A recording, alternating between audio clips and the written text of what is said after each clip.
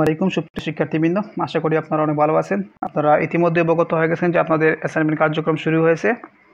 আমরা আপনাদের এই অ্যাসাইনমেন্ট কার্যক্রমে আপনাদের সাথে আছি। আমরা প্রতি সপ্তাহে প্রতি বিষয়ে নির্ভুল সমাধান করে আমাদের চ্যানেলে আপলোড দিয়ে দেব।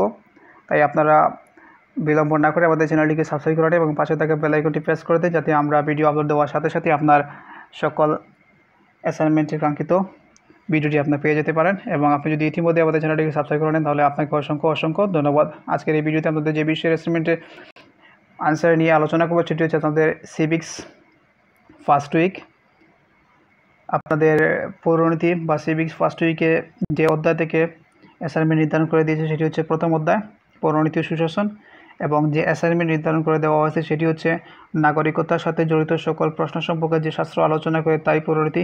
EM হোয়াইটের এই সংজ্ঞার আলোকে পৌরনীতি ও সুশাসনের বিষয়বস্তু ও পরিধি কর্মবিকাশ সম্পর্কে একটি নিবন্ধন রচনা করো। এবং আমরা এই অ্যাসাইনমেন্ট লেখার জন্য যে নির্দেশনাগুলো অনুসরণ করবো সেগুলো হচ্ছে পৌরনীতি ও সুশাসনের ধারণা ও পরিধি আমাদেরকে অ্যাসাইনমেন্টের ভিতরে ব্যাখ্যা করতে হবে।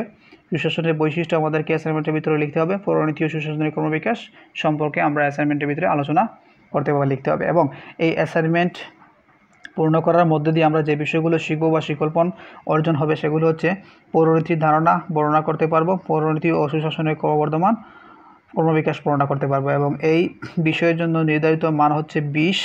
আমরা যদি 16 থেকে 20-এর মধ্যে মার্কস পেয়ে থাকি তাহলে আমাদেরকে অতি উত্তম প্রদান করা হবে। 14 থেকে 15-এর ভিতরে মার্কস পেয়ে থাকি তাহলে আমাদের উত্তম দেওয়া হবে। 10 থেকে 13-এর মধ্যে মার্কস পেলে ভালো, এবং তার নিচে হলে অগ্রগতি প্রয়োজন। তো সুপ্রিয় শিক্ষার্থীবৃন্দ, এটি একটি দিক নির্দেশনামূলক আনসার। আপনারা এটি দেখে হুবহু লিখবেন না। যদি হুবহু লিখে নেন তাহলে আপনাদের অ্যাসাইনমেন্ট হয়তো বাতিল হয়ে যেতে পারে। তাই ভিডিওটি সম্পূর্ণ দেখে তারপর নিজেদের বইয়ের সাথে মিল রেখে নিজেদের মতো করে লিখে বিদ্যালয়ে আপনাদের জমা দিয়ে দিবেন অ্যাসাইনমেন্টের উত্তর। বিষয় পৌরনীতি ও সুশাসন, প্রথম সপ্তাহে অ্যাসাইনমেন্ট 2021। শিরোনাম নাগরিক সভ্যতার ক্রমবিকাশে পৌরনীতি সুশাসনের ধারণা বিশ্লেষণপূর্বক একটি নিবন্ধন রচনা। পৌরনীতির ধারণা। পৌরনীতি নাগরিকতা বিষয়ক সামাজিক বিজ্ঞান। প্রাচীন গ্রীসের নগর রাষ্ট্রের ধারণা থেকে পৌরনীতির সূত্রপাত ঘটে। পৌরনীতি ইংরেজি সিভিক্স শব্দের বাংলা প্রতিশব্দ সিভিক্স শব্দটি দুটি ল্যাটিন শব্দ সিভিক্স ও সিভিটাস থেকে এসেছে। শব্দ দুটির অর্থ হলো নাগরিক ও নগর রাষ্ট্র, অর্থাৎ নগর রাষ্ট্রের বসবাসরত নাগরিকরা হলো পৌরনীতির মূল কেন্দ্র এবং তাদের আচার আচরণ ও রাজনৈতিক কার্যাবলী বিশ্লেষণ হলো পৌরনীতির মূল আলোচ্য বিষয়। প্রাচীন গ্রীসের নগর রাষ্ট্রগুলো ছিল আয়তনে ছোট, কিন্তু বর্তমানে জাতিরাষ্ট্র আয়তনে অনেক বিশাল ও জনসংখ্যায় অনেক বেশি। এজন্য নাগরিকদের ভূমিকা জটিল ও ভিন্নধর্মী হয়। আধুনিক রাষ্ট্রের নাগরিকদের আচার আচরণ কার্যাবলী বিভিন্ন সামাজিক ও অর্থনৈতিক প্রতিষ্ঠান সম্পর্কিত সকল বিষয় নিয়ে যে শাস্ত্র আলোচনা করে তাই হচ্ছে পৌরনীতি। নিম্নে বিভিন্ন রাষ্ট্রবিজ্ঞানী পৌরনীতি বিষয়ক সংজ্ঞা তুলে ধরা হলো। প্রফেসর EF হোয়াইট বলেন, নাগরিকতার সাথে জড়িত সকল প্রশ্ন নিয়ে যে শাস্ত্র আলোচনা করে তাকেই পৌরনীতি বলে। FI ক্লাউড বলেন, যেসব প্রতিষ্ঠান অভ্যাস কার্যাবলী ও চেতনা দ্বারা মানুষ রাষ্ট্রীয় বা রাজনৈতিক সমাজের প্রতি দায়িত্ব কর্তব্য পালন ও অধিকার ভোগ করতে পারে তার অধ্যয়নই হচ্ছে পৌরনীতি।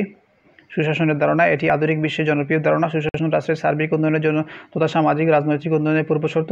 1989 সালে বিশ্ব ব্যাংকের মাধ্যমে সুশাসন ধারণাটি জনপ্রিয় হয়। সুশাসনের লক্ষ্য হলো জবাবদিহিতামূলক প্রশাসন ব্যবস্থা গড়ে তোলা। এই ইংরেজি প্রতিশব্দ গুড গভর্নেন্স, যারা সাধারণ গভর্নেন্স বা শাসন এমন একটি পদ্ধতি বোঝায় সেখানে একটি পরিকল্পিত প্রক্রিয়ার মাধ্যমে কোনো সংস্থা, সমাজ বা রাষ্ট্র পরিচালনার ক্ষেত্রে সিদ্ধান্ত গ্রহণ ও নীতি নির্ধারণ করা হয়ে থাকে। 2000 সালে বিশ্ব ব্যাংক সুশাসনের 4টি স্তম্ভ ঘোষণা করে।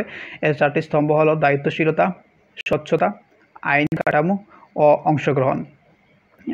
ম্যাককরনি বলেন, সুশাসন বলতে রাষ্ট্রের সাথে সুশীল সমাজে সরকারের সাথে জনগণের এবং শাসকের সাথে শোষিতের সম্পর্ককে বোঝায়। বিশেষজ্ঞদের মতে সুশাসন সরকার পরিচালনার অপেক্ষা একটি বিস্তৃত ধারণা, যা একটি নির্দিষ্ট ভূখণ্ডে সামাজিক নিয়ম শৃঙ্খলা রক্ষা এবং নির্বাহী ক্ষমতা ব্যবহারের প্রশ্নে রাষ্ট্রীয় কর্তৃপক্ষের ভূমিকার সাথে বিশেষভাবে সম্পর্কিত।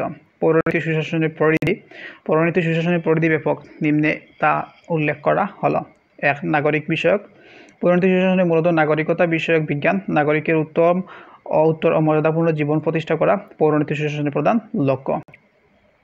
মৌলিক প্রতিষ্ঠান সম্পর্কিত। মানব সভ্যতার ইতিহাসে পরিবার হলো আদি ও অকৃত্রিম প্রতিষ্ঠান। পৌরনীতি ও সুশাসন পরিবার থেকে শুরু করে সমাজ, রাষ্ট্রের উৎপত্তি ও বিকাশ, রাষ্ট্রের কার্যাবলী প্রভৃতি মৌলিক প্রতিষ্ঠানের উপস্থিতি।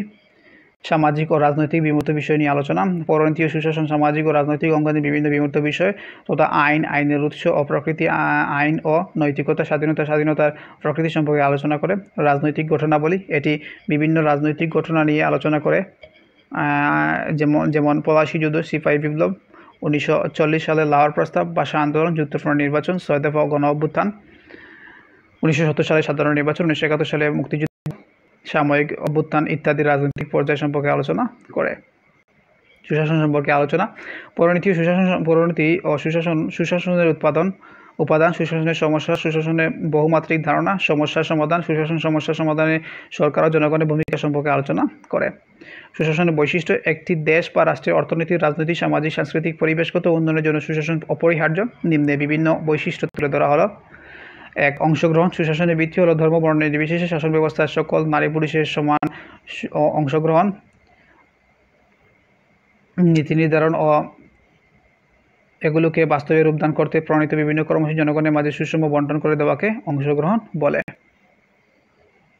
আইনি শাসন। আইনি শাসন প্রতিষ্ঠা সুশাসনের অপরিহার্য শর্ত, কেননা আইনি শাসন ব্যতীত সুশাসন প্রতিষ্ঠা করা সম্ভব নয়, কেননা তা শাসকদের স্বেচ্ছাচারিতার বন্দী হয়। স্বচ্ছতা। স্বচ্ছতা মানুষের একটি গুরুত্বপূর্ণ বৈশিষ্ট্য। স্বচ্ছতা জনগণের প্রতি অন্যায় ও রাষ্ট্রের দুর্নীতি আশঙ্কা কমায়। জবাবদিহিতা। সুশাসনের অন্যতম বৈশিষ্ট্য হল জবাবদিহিতা। নিজ কর্ম সম্পর্কে অন্যের কাছে ব্যাখ্যা প্রদান বা কর্মের পেছনের কারণ প্রদর্শন করার মাধ্যমে বাধ্যতাকে জবাবদিহিতা বলে। সরকারের বৈধতা। সুশাসনের ক্ষেত্রে সরকারকে অবশ্যই বৈধ হতে হবে, কারণ সরকার স্থিতিশীল ও বৈধ না হলে সুশাসন সম্ভব নয়। অবৈধ সরকার স্বেচ্ছাচারী ও দুর্নীতিপরায়ণ হয়। জনসমষ্টি। রাষ্ট্রের উন্নয়নের প্রধান শর্তই সুশাসন, আর সুশাসন পরিমাপের জন্য যন্ত্র রাষ্ট্রের জনগণ, অর্থাৎ সুশাসনের বিচারের মানদণ্ড হল রাষ্ট্রীয় জনগণের সন্তুষ্টি। এছাড়াও সুশাসন প্রতিষ্ঠার জন্য প্রয়োজনীয় সত্যতা, লিঙ্গ বৈষম্য দূর, ক্ষমতার বিকেন্দ্রীকরণ, প্রশাসনের সেবাধর্মী মনোভাব, গণমাধ্যমের স্বাধীনতা, সুশীল সমাজের ভূমিকা, গণতান্ত্রিক মনোভাব ইত্যাদি, এসবের সমন্বয়ে রাষ্ট্রীয় সুশাসনের বীজ বপন করতে হয়। পৌরনীতি ও সুশাসনের ক্রমবিকাশ। মানুষ মাত্রই সামাজিক জীব, ফলে সঙ্গপ্রিয়তা তার স্বভাবজাত বৈশিষ্ট্য। সুদূর অতীতে সমাজবদ্ধ মানুষের জীবনকে কেন্দ্র করে কতগুলো নিয়মকানুন, রীতিনীতি প্রচলন ছিল। প্রাচীন গ্রিসের নগর রাষ্ট্রে ও বসবাসকারী নাগরিক জীবনের নিয়ন্ত্রণ করতে কতগুলো বিধিনিষেধ মান্য করতে।